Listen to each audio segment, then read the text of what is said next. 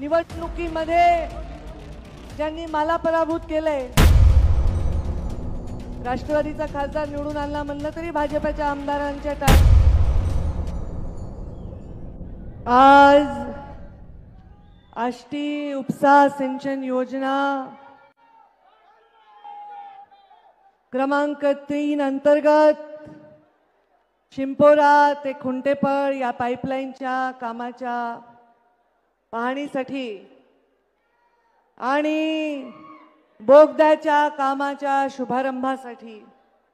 मंचावर उपस्थित या राज्याचे मुख्यमंत्री, जे मुख्यमंत्री म्हणून पहिल्यांदा बीड जिल्ह्यात आज पाऊल ठेवत आहेत, ते बीड जिल्ह्याला पाणी देण्यासाठी पाऊल ठेवत आहेत, देवेंद्रजी फडणवीस, मंचावर उपस्थित जलसंपदा मंत्री ज्यांच्या खात्याने या कार्यक्रमाला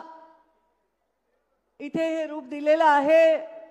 ते आमच्या शेजारच्या जिल्ह्याचे, ज्यांचे 3 पिढ्याचे अत्यंत चांगले ऋणानुबंध आमचे आहेत, ते राधाकृष्ण विखे पाटील, मंचावर उपस्थित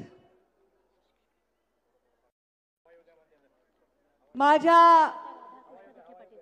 निवडणुकीमध्ये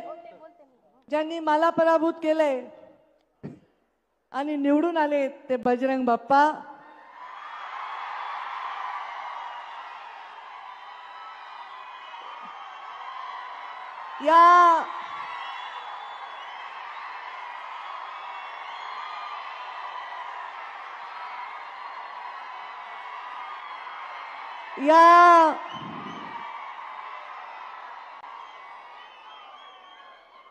या जिल्ह्याचे आमदार ज्यांना 2009 मध्ये पहिल्यांदा गुलाल लागला, तो भारतीय जनता पार्टीतूनच लागला